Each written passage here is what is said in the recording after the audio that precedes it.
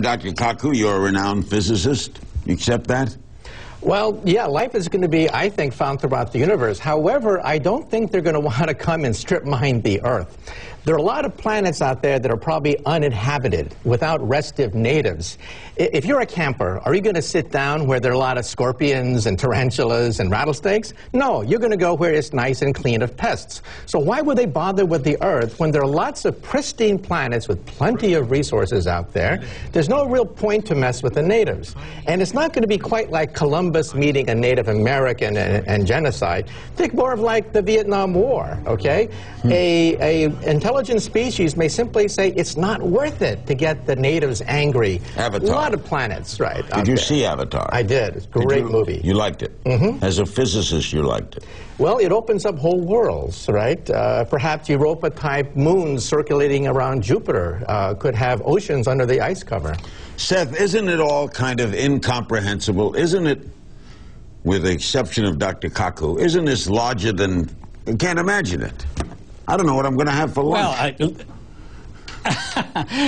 I hope it's not unimaginable, because after all, we're trying to imagine it, and we're not only doing that, we're trying to do an experiment, right? We'd like to know if it really is true out there. Now, I agree with Michio that they're not going to come here and strip mine the planet. You don't have to worry about that. In the movie, they go to Pandora for unobtainium, $20 million a kilogram, but you can work out the cost of transport, and this would be like ordering a book from Amazon and paying $6,000 for the shipping. We're not, you wouldn't do that, and the aliens are not going to come here for that. Could they come here for some other reason? Possibly. Right. But you know, David Brin said that they might not pick up our television, but they might pick up our very strong radars. Look, if they have the technology to come here and actually threaten us, they long ago could have the technology to pick up our signals. They'll know we're here. David, succinctly put, what do you believe? Oh, well, that's the whole point, Larry. As an astronomer, as a science fiction author, I've been thinking about the alien, discussing the alien with everybody I could for the last 50 years. And what I believe is that everybody is too strong in their beliefs right now. SETI, the search for extraterrestrials, is called the only topic without a subject matter. And everybody gets passionate. They believe that they would have seen our signals by now. They believe that spaceflight is impossible, which is the standard SETI position, or that if there are aliens out there, they'll automatically be altruistic because that's wishful thinking where we're heading. I would like more open conversation about this. I'd like the SETI people to get involved. Dan, isn't it true that we know a little bit, but there's so much we don't know? And the answer to the question is, why don't they land in L.A. and New York? Dan? Well, first of all, I'm glad that this is grounded in real science. I can't wait to see the discovery special, but they don't land here. They only land in isolated places. They have taken people, I believe. They do have technology. Lord Hill Norton of the British Defense Staff said that he believed 23 different species are coming because they don't want anything to do with us. I don't think we will ever have a formal relationship, a formal contact with any alien species out there, especially after 9/11, when we broke our toys in the sandbox. If they were observing that, goodbye human race. And honestly, I don't think they're a mass threat, but I do believe they're breaking the law. I'm serious. Title 18, 1202, read the Travis Walton story. So how do you arrest them?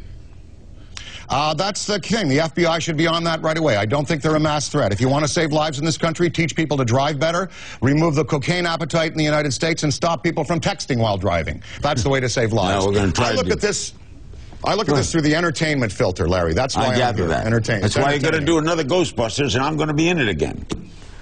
You bet. We're working on it today. We'll be right back with more. Don't go away. Dr. Kaku, in your opinion, how did it all start? Probably on the Earth, probably in the oceans where there's liquid water. We physicists always say, follow the water. Liquid water is the amniotic fluid of life, where DNA got off the ground. Is liquid water redundant? Ice is actually quite common out of space. Comets are made out of ice. Liquid water is the most precious substance in the universe, and we have a lot of it on Earth. But why here and why then? Because there was water. Yeah, and we think that water is the mixing bowl for DNA getting off the ground. Is there water on other planets? Well, liquid water does not exist outside the Earth other than maybe a satellite of Jupiter. So we think that it's a very precious commodity, and that's what we look for in outer space, the presence of water, especially liquid water. And also, you asked the question, why don't we see them? Why don't they make contact with us? Maybe they're so advanced that we're not even on their radar screen. We're so arrogant to believe that they're going to want to land on the White House lawn. I mean, if you see an ant in the forest, anthill in the forest, do you go down to the ants and say, I bring you trinkets, I bring you beads, I give you nuclear energy, take me to your ant leader? Is that what you do when you see an anthill? I don't think so.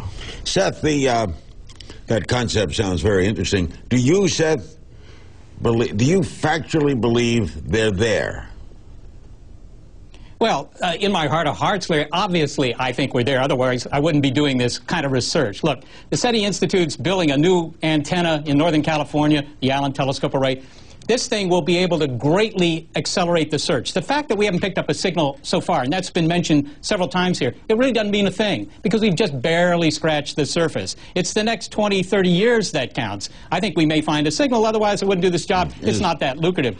I did want to say something to Dan Aykroyd, who thinks they're here, in which case the whole question of whether we should try and contact them is somewhat moot. How many times does he go down to the LA airport and sit in the plane, and the captain comes on and says, you know, we're going to delay our departure here a little bit because there are unidentified flying objects in the area, and the FAA wants us to stay on the ground. I mean, it doesn't affect his life at all, as far as I can tell. Well, remember Chicago. I remember Chicago. Remember Chicago? What was that? Was that a weather anomaly? Something punched through a cloud? Yes, it was a weather anomaly. Ground crew saw it? I don't believe it wasn't a weather anomaly. Okay, all right, but I support SETI. Go to it. I just don't think they're calling. I don't think they called the night that they took Barney and Betty. David, has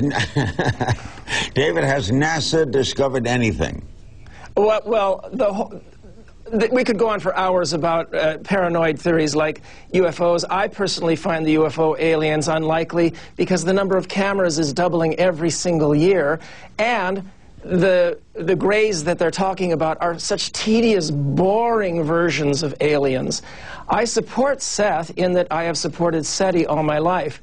But I think that it's been shown recently that SETI needs to change track. SETI has failed to see the garish, huge garish beacons that Frank Drake expected out there. SETI should keep looking. They may be farther away. But it turns out that what we should be looking for is more of those wow signals. And you do that not with a single telescope, but with 10,000 amateur telescopes in backyards all over the world. And this system could make sure that all parts of the sky were being watched all the time.